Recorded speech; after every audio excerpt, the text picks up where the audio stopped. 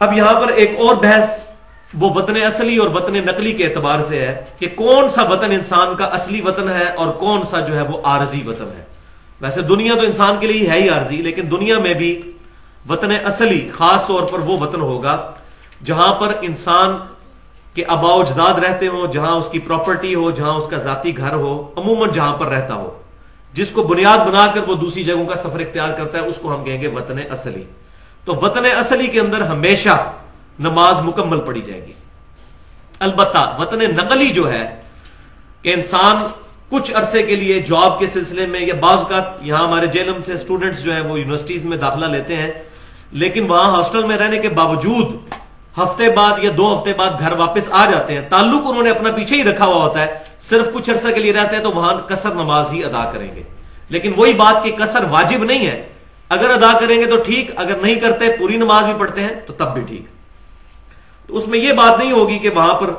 جو ہے وہ نماز پوری پڑھنی ہوگی کیونکہ ہاسٹل میں رہ رہے ہیں. جب بار بار آنا جانا لگا رہے گا تو آپ نے اس کو وطن اصلی کے طور پر اڈاپٹ نہیں کیا.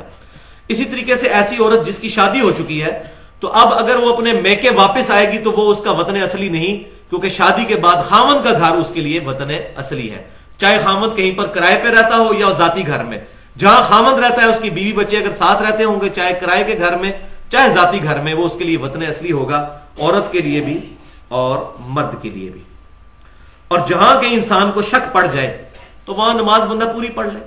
بڑی زبردست حدیث ہے سنن نسائی کے اندر صحیح سند کے ساتھ کہ سیدہ عائشہ رضی اللہ تعالیٰ کہتی ہیں کہ ایک سفر کے دوران میں نبی صلی اللہ علیہ وسلم کے ساتھ تھی، تو میں نے سفر میں روزہ بھی رکھا ہوا تھا اور میں نے نماز بھی پوری پڑھی، یعنی 4 فرض پڑھے، اور نبی صلی اللہ علیہ وسلم نے قصر نماز ادا فرمائی اور آپ صلی اللہ علیہ وسلم نے روزہ بھی نہیں رکھا ہوا تھا. تو میں نے جب نبی صلی اللہ علیہ وسلم کی خدمت میں عرض کی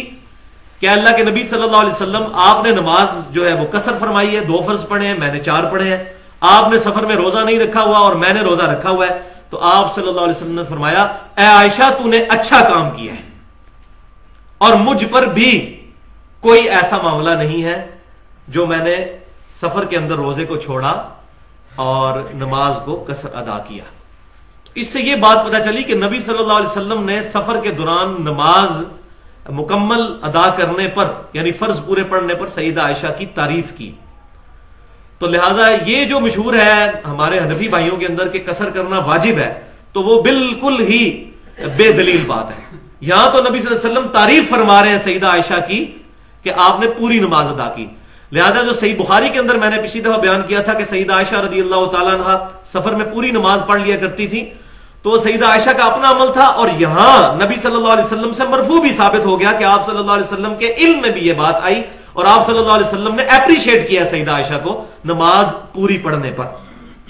لہذا جہاں بھی کسی کو شک ہو تو نماز پوری پڑھ لے، فرض پورے پڑھ لے.